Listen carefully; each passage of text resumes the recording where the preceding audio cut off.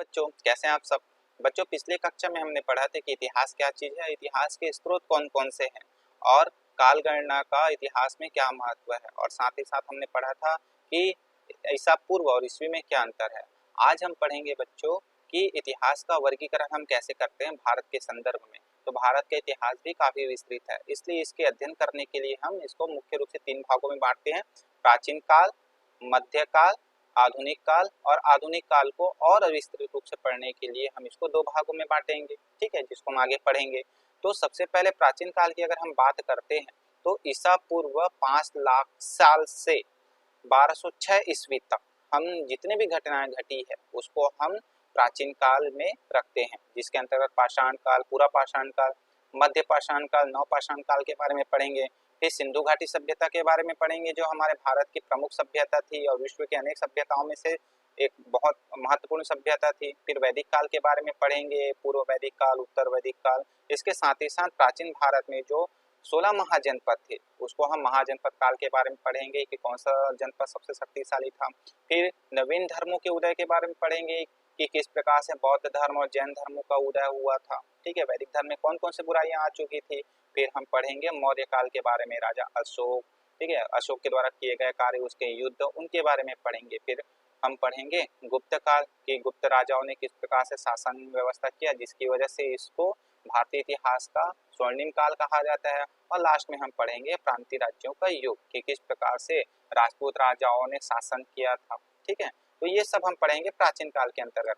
तो इसी प्रकार से अगर हम मध्यकाल की अगर हम बात करते हैं तो मध्यकाल में 1207 ईस्वी से लेकर के 1707 ईस्वी तक जो घटनाएं घटी है उसके बारे में हम अध्ययन करते हैं कि किस प्रकार अरब के लोगों ने हमारे भारत पर आक्रमण किया था, ठीक है। इसके बाद सल्तनत काल की स्थापना हुई थी। सल्तनत काल में प्रमुख रूप से गुलाम वंश, सैयद वंश, तुगलक वंश, खिलजी वंश और लोधी वंश के बारे में हम अध्ययन करेंगे। मुगल काल की बात करते हैं तो बाबर ने भारत में मुगल वंश की स्थापना किया था। तो बाबर से लेकर के हम बहादुर शाह जफर लोधी तक हम इसका अध्ययन करेंगे।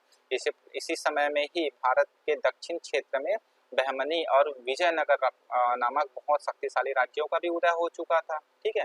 फिर हम मराठा काल के बारे में पढ़ेंगे, शिवाजी के बारे में पढ़ेंगे, ठीक। फिर इसी समय धार्मिक आंदोलन जो हुए थे, धार्मिक सुधार आंदोलन, इसके बारे में भी हम मध्यकाल के अंतर्गत हम अध्ययन करते हैं, जिसमें भक्ति आंदोलन था, सूफी आंदोलन था। और लास्ट में विभिन्न शासकों के विरुद्ध जनता के विद्रोह और उसके परिणाम के बारे में भी हम मध्यकाल में पढ़ते हैं। फिर आता है बच्चों आधुनिक काल। तो आधुनिक काल में हम देखते हैं आधुनिक काल प्रथम जो है वो 1708 ईस्वी से 1950 तक था, ठीक है, जिसमें यूरोपीय व्यापारिक कंपनियों का आगमन भारत में हुआ था, जिसमें प्रमुख रूप से पुर्तगाली थे, डच थे, फ्रांसीसी थे, इंग्लैंड थे, हॉलैंड के लोग थे। इन लोगों ने हमारे यहाँ उनका आगमन हुआ। फिर किस प्रकार से इंग्लैंड के लोगों के द्वारा, इंग्लैंड के शासकों के द्वारा भारत में ईस्ट इंडिया कंपनी की स्थापना की गई, ठीक है। उपनिवेशवाद, साम्राज्यवाद, शोषण, शासन हम इसके अंतर्गत पढ़ेंगे। इसी के साथ साथ विभिन्न सामाजिक और धार्मिक सुधार जो हुए थे इस समय, उसके बारे में भी अध्ययन करते हैं। फिर ब्रिटिश शासकों के खिलाफ विभिन्न वर्गों का संघर्ष हुआ था।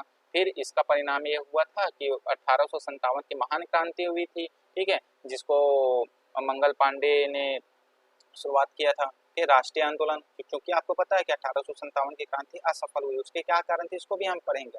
फिर हम पढ़ेंगे कि भारतीय राष्ट्रीय आंदोलन कैसे हुआ था, किस प्रकार से अनेक क्रांतिकारियों ने इसमें अपना योगदान दिया था। फिर भारत की स्वतंत्रता हो गई लंबे संघर्ष के बाद। 1947 को आपको पता है कि भारत आजाद हो गया था।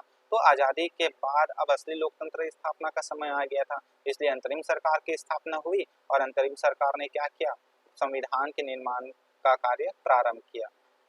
तो इस प्रकार से हम 1950 तक आधुनिक काल प्रथम की बात करते हैं। अब आधुनिक काल द्वितीय की अगर हम बात करते हैं तो 1951 से लेकर के वर्तमान समय तक, जिसमें भारत के शासकों के द्वारा जनता के लिए विभिन्न प्रकार के जो कार्य किए गए हैं, लोक कल्याणकारी कार्य, उसके अध्ययन हम करते हैं।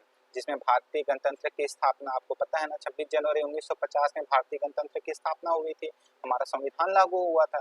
इसके साथ ही साथ चुनाव आयोग का भी गठन हुआ था, ताकि जनता जो है वह प्रत्यक्ष या अप्रत्यक्ष रूप से शासन के कार्यों में अपना भागीदारी निभा सके। योजना आयोग बना हुआ था हमारे भारत में सही योजनाओं को लागू करने के लिए। जनगणना आयोग बना था। भारत में हरित और अन्य क्रांति भी इसी समय लागू हुई थी, ठीक है, 1965 और 70 के समय में, जिसमें हम आधुनिक जो हमारे अनाज है उसमें हम आत्मनिर्भर बन सके। ठीक है, फिर 1991 की औद्योगिक नीति के बारे में भी हम इसी में पढ़ते हैं, और 2000 की संचार क्रांति, आज जो ये हम इंटरनेट का इस्तेमाल करते हैं, मोबाइल का इस्तेमाल करते हैं, उसके बारे में पढ़ेंगे। और लास्ट में हम पढ़ते हैं वर्तमान समय के बारे में कि वर्तमान समय किस प्रकार चल रहा है। इसको हम मुख्य रूप से आधुनिक काल के जो द्वितीय भाग है उसके अंतर्गत हम रख सकते हैं। तो इस प्रकार से आज का वीडियो जो है यहीं पर समाप्त होता है। आने वाले समय में हमें जितने भी प्राचीन मध्यकाल और आधुनिक काल है उसके बारे में प्रत्येक टॉपिक को डिस्कस करने की कोशिश करेंगे। बच्चों, आपका अगर कोई सवाल होता है तो आप मुझसे बेझिझक पूछ सकते हैं व्हाट्सएप के जरिए या किसी मैसेज के जरिए। ठीक है बच्चों, आज के लिए इतना ही। Good bye.